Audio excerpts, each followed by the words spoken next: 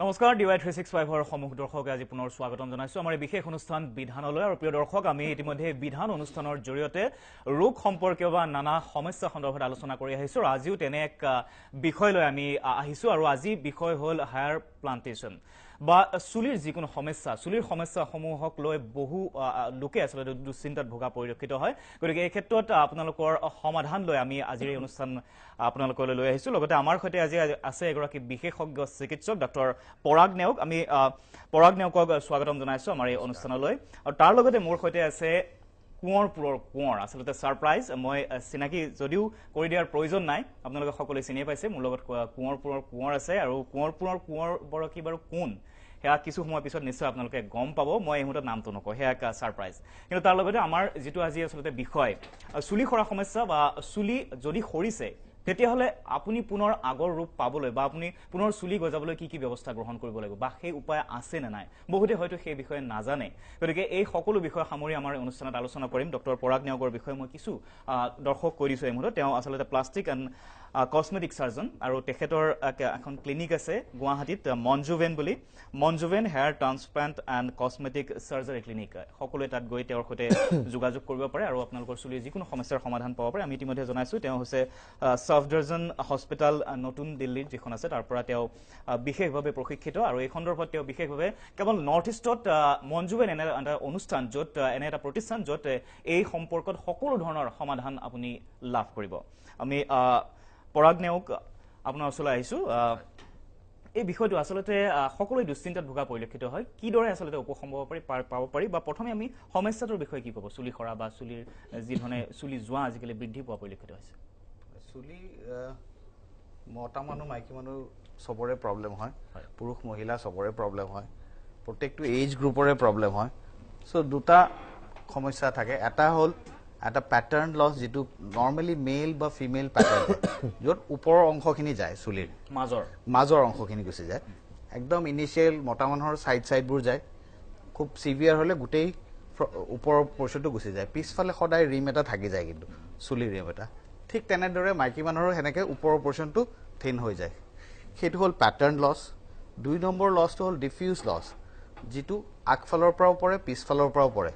চুলিটো সেইটো নৰ্মালি বেমাৰত হয় আমি ক্যান্সাৰ কিমোথেৰাপি দেখা পাওঁ যে চুলি গোটেই সৰি যায় কিন্তু সেইবোৰৰ কজটো গুচি গলে চুলিটো আকৌ ঘূৰি আহে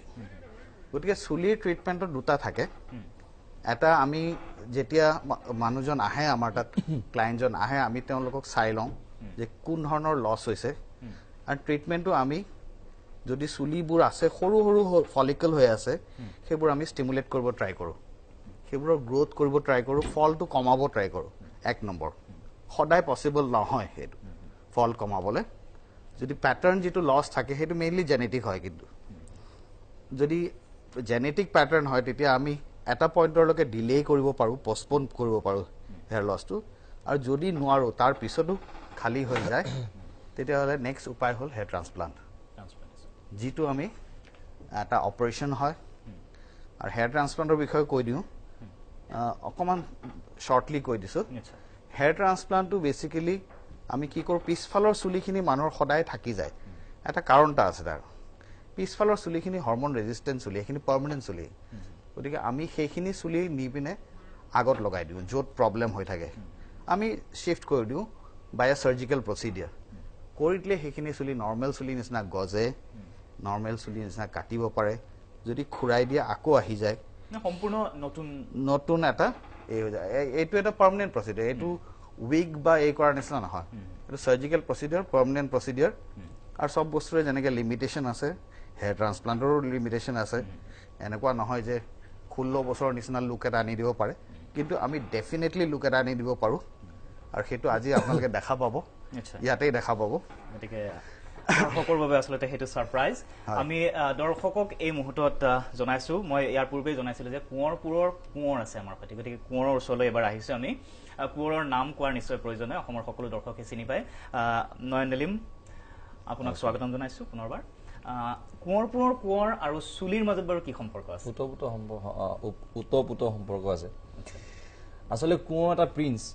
প্ৰিন্সটো দেখাত ৰাজ কোঁৱৰ প্ৰিন্সটো দেখাত এনেকুৱা হ'ব লাগিব ৱাও গতিকে আৰু সেই ৱাওটো আনি দিয়ে চুলিয়ে কাৰণ মানুহে যেতিয়া আমি যেতিয়া প্ৰথম মানুহক যেতিয়া দেখা পাওঁ প্ৰথমতে আমি মুখখনলৈ আমাৰ চকু যায় মুখখনলৈ চকু যায় যদি চুলিখিনি মোৰ ইমানলৈকে যদি নাথাকে মানে কি হয় একচুৱেলি মানুহৰ এইটো হেয়াৰ লাইন বুলি কয় যেনেকৈ এখন ছবি এখনৰ যেনেকৈ আপোনাৰ ফ্ৰেম থাকে ঠিক তেনেকৈ মুখৰ এখন ফ্ৰেম থাকে মুখখনৰ ফ্ৰেম থাকে গতিকে সেই ফ্ৰেমটো বান্ধে চুলি হেয়াৰ লাইনে গতিকে যেতিয়া আমি ইজনে ইজনে যে দেখা পাওঁ তেতিয়া মুখখনলৈ প্ৰথমতে চকু যায় যদি মুখখন ওৱা হয় বাকীবিলাক ওৱা হ'বই সেই গতিকে কোঁৱৰবোৰৰ কোঁৱৰৰ লগত মঞ্জবেনৰ এইটোৱে ওতঃপ্ৰোত সম্পৰ্ক আছে আৰু লগতে তেখেতসকল মোৰ যিখন ছবি জানুৱাৰী 6 তাৰিখে আহিবলগীয়া ছবিখনত তেওঁলোকে মোৰ বিউটি পাৰ্টনাৰ হিচাপে আছে তেখেতসকল আৰু গতিকে তেখেতলোক যথেষ্টখিনি সহায় কৰিছে আৰু বিশেষকৈ চুলিয়ে মানুহক কনফিডেন্স দিয়ে নিশ্চয় চুলিয়ে কনফিডেন্স দিয়ে যিকোনো এটা আমি যিকোনো এটা কাম কৰিবৰ কাৰণে যদি বহুত মানুহ এনেকুৱা বহুত মানে ভোগে মানে খুব মানে হেৰি হয় মানসিক ৰোগ বুলিয়ে ক'ব লাগিব যে ক'ৰবাত যাওঁ কোনোবাই আপোনাৰ টপা বুলি কয় কোনোবাই এই চুলি কম এনেকৈ বুলি মাতে ডেফিনেটলি দুশ্চিন্তা এটা আহে গতিকে সেই বস্তুটোৱে মানুহক পিছ সৰকাই দিয়ে চুলি এটাই মানুহৰ লাইফত কনফিডেন্স লেভেলটো বহুত বঢ়ায় আৰু চুলিকেইডাল মানুহৰ আটাইতকৈ মৰমৰ বস্তু হয় যদিও চুলি আমাৰ কোনো কাম নাই শৰীৰত কিন্তু চুলিয়ে আমাৰ আটাইতকৈ মৰমৰ বস্তু হয় সেই গতিকে আমি হিন্দু ধৰ্মত যিহেতু আপোনাৰ মানুহ যেতিয়া ঢুকায় আমাৰ একো মানে কি আৰু তেখেতক দিবলৈ একো নাই কাৰণে আমি কি কৰোঁ আমি চুলিকেইডাল খুৰাই দিওঁ আটাইতকৈ মৰমৰ বস্তুকে আপোনাক উপহাৰ বা আপোনাৰ নামত উৎসৰ্গা কৰিছোঁ গতিকে চুলিকেইডাল খুৰাই দিয়া হয় গতিকে সেই গতিকে যে চুলি আৰু আমাৰ যিটো মানে সম্পৰ্ক মানে চুলিয়ে মানুহৰ ধুনীয়াটো সৌন্দৰ্যটো খুব ধুনীয়াকৈ ফুটাই তোলে আৰু মঞ্জুৱেনীয়ে সেই গতিকে মোক যথেষ্টখিনি সহায় কৰিলে কোঁৱৰৰ লুক দিয়াত মানে কোঁৱৰ লুক দিয়া প্ৰিন্স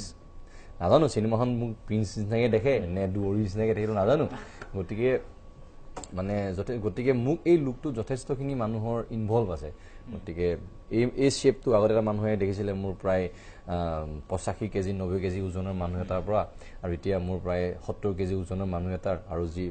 গোটেইটো সম্পূৰ্ণৰূপে চেঞ্জ এই মানুহটোৰ সামগ্ৰিকভাৱে গোটেই গেটআপটো আচলতে নয়ন নীলিম সম্পূৰ্ণৰূপে চেঞ্জ হৈছে এটা নতুন গেটআপত নয়ন নীলিম আহিছে আৰু দৰ্শকে নিশ্চয় ইতিমধ্যে আপোনাৰ ছবিখনৰ ফটোগ্ৰাফ ইতিমধ্যে দেখিবলৈ পাইছে গতিকে দৰ্শকৰো নিশ্চয় আচলতে এটা জানিবৰ মন গৈছে যে নয়ন নীলিমে কিদৰে এই নতুন গেটআপ লাভ কৰিলে সেয়া ফিজিকেলি হওক বা চুলিৰ কথা ইতিমধ্যে আমি কৈছো গতিকে ডক্টৰ পৰাগ নেওগৰ ওচৰলৈ আমি পুনৰ বাঢ়িছো নয়ন নীলিমক কিদৰে আচলতে এই নতুন গেটআপ দিবলৈ আপুনি সক্ষম হ'ল তেওঁ যদি আগৰ ফটোবোৰ দেখে তেতিয়াহ'লে গম পাব হেয়াৰ লাইনটো কিমান পিছত আছিলে আমি প্ৰথম যেতিয়া তেখেত আহিলে আমাৰ তাত আমি এটা এছেছমেণ্ট কৰিলোঁ কোনখিনি এৰিয়া তেওঁ হেয়াৰ লাইনটো ক'ত লাগে এণ্ড আমি প্লেন কৰিলোঁ চাৰ্জাৰীটো সেইটো এবছৰ হৈ গ'ল থাকে অলমষ্ট এবছৰ পাৰ হৈ গ'ল এবছৰ অলৰেডি হৈ গ'ল ফটোত দেখা পালে গম পাব কিমান আচলতে দৰ্শকে দেখিবলৈ পাইছে এই মুহূৰ্তত নিশ্চয় ফটোত নয়ন নীলিমৰ সেই পূৰ্বৰ ৰূপটো কেনেকুৱা আছিল তাৰপিছত আপুনি কিদৰে চিকিৎসা কৰি আজিৰ এই কোঁৱৰৰ লুক দিলে আচলতে আমি তাৰপিছত অপাৰেশ্যনটো প্লেন কৰিলোঁ লোকেল এনাস্থেচিয়াত কৰোঁ গোটেই দিনটোৱে লাগে আমাক আমি মূৰৰ পিছফালৰ পৰা চুলিখিনি লৈছোঁ আৰু দাড়িও লৈছোঁ লৈ পিনে আমি ফ্ৰণ্টত যিখিনি লাগে আমি ট্ৰান্সপ্লাণ্ট কৰিছোঁ এইটো এটা লোকেল এনাস্থেচিয়াত চাৰ্জাৰী হয় গোটেই দিনটো লাগে 8-10 ঘণ্টা লাগে এদিনত আৰু আমি দুদিন কৰিছোঁ গতিকে 1 বছৰৰ পিছত আপুনি ৰিজাল্টটো দেখা পাইছে আপোনালোকৰ সন্মুখত অৰ্থাৎ আপোনাৰ চিকিৎসাটো কৰাৰ পিছত 1 বছৰৰ পিছত ৰিজাল্ট পায় এনে চিকিৎসাটো 1 বছৰ ধৰি চলিব চিকিৎসাটো 1 বছৰ ধৰি নধৰে ট্ৰান্সপ্লাণ্টটো ওৱান টাইম প্ৰচিডিউৰ সেইটো মানে প্ৰত্যেকজন মানুহৰ ট্ৰান্সপ্লাণ্টৰ প্ৰচিডিউৰবোৰ প্লেন কৰিব লাগে বয়সৰ ওপৰত ডিপেণ্ড কৰে তেওঁৰ হেয়াৰ কোৱালিটিৰ ওপৰত ডিপেণ্ড কৰে আমি এটা কাষ্টমাইজ প্লেন এটা বনাই পিনে তেখেতক আমি সেইমতে প্ৰচিড কৰোঁ হেয়াৰ ফলটোও কমাব লাগিব ইফালে আৰু হেয়াৰ ট্ৰান্সপ্লাণ্ট কৰি মাজত যিখিনি গেপ আছে সেইখিনি ফিল আপ কৰিব লাগিব তো ঠিক সেইদৰে তেওঁৰ প্লেন কৰিলোঁ আৰু 4 মাহৰ পিছৰ পৰা চুলি গজা আৰম্ভ হয় ট্ৰান্সপ্লাণ্টৰ 6 মাহমানত গম পাই যায় যে চুলি আহি আছে আৰু 8-9 মাহত খুব ভালকৈ গম পায় যে ৰিজাল্টটো গম পাই যায় তো তেখেতে আপোনাক নিজেই ক'ব পাৰিব মই মাজতে আপোনাক এটা কথা সুধিছোঁ অস্ত্ৰোপচাৰ বা অপাৰেশ্যন আপুনি কৈছে চাৰ্জাৰী বুলি ক'লে আচলতে সকলোৱে ভয় খাই যায় যে চাৰ্জাৰী কৰিব অপাৰেশ্যন কৰিব আমাৰ সাধাৰণ মানুহখিনি যথেষ্ট এটা ভয় থাকে গতিকে এইটো আপুনি কৈছে যে লোকেল এনাস্থেচিয়া দিলেই হৈ যায় কিমান জটিল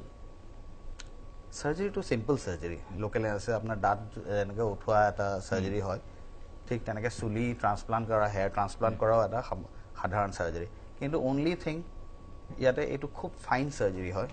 খুব ম্যাগনিফাইড ভিউ এটাত আমি কৰিব লাগে আৰু বহুত ৰিপিটেটিভ প্ৰসিডিয়াৰ প্ৰত্যেকটো স্টেপত আপুনি ফলিকলটো হেয়াৰ যেটো চুলি উলাই তাত ড্যামেজ কৰিব নোৱাৰে উলিয়াওঁতে ড্যামেজ কৰিব নোৱাৰে লগাওঁতে ড্যামেজ কৰিব নোৱাৰে আপুনি ইভেন লগাওঁতেও প্ৰত্যেকডাল চুলি বেলেগ বেলেগ এংগলত ওলাই বেলেগ বেলেগ ডিৰেকশন আছে আপুনি সেইবোৰ যদি আপুনি ভালকে দিব নোৱাৰে দেখাত দূৰৰ পৰা গম পাই যাব যে ট্ৰান্সপ্লান্ট কৰিছে হয় ডিৰেকশনটো বহুত ইম্পৰ্টেন্ট বিৰাট ইম্পৰ্টেন্ট গতিকে এটা লাৰ্নিং কাৰ্ভ থাকে এই হেয়াৰ ট্ৰান্সপ্লান্ট অকল চুলিডাল উলিয়াই পিনে লগাই দিলে নহয় তাৰমানে it is a mixture of science and arts unless আপুনি ভালকে ডিজাইনটো কৰিব নোৱাৰে আপুনি ৰিজাল্টটো নাপাব ৰিজাল্টটো আপোনালোকৰ সন্মুখত আছে গতিকে মই নয়নিলেমদাৰ ওচৰলৈ পুনৰবাৰ আহিম আৰু বহু কথা জানিবলগীয়া আচলতে বা লগতে তেওঁৰ যি আহিবলগীয়া চিনেমা কোঁৱৰ কথা তেওঁ কিছু আভাস ইতিমধ্যে দিছে সেই বিষয়ে আৰু কিছু কথা পাতিম আৰু লগতে তেওঁৰ এই জাৰ্নিটো কেনেকুৱা আছিল পূৰ্বৰ লোকৰ পৰা এই নতুন লোকলৈ নতুন ৰূপটোলৈ জাৰ্নিটো কেনেকুৱা আছিল সেই বিষয়ে কথা পাতিম লৈছো এটি চমু বিৰতি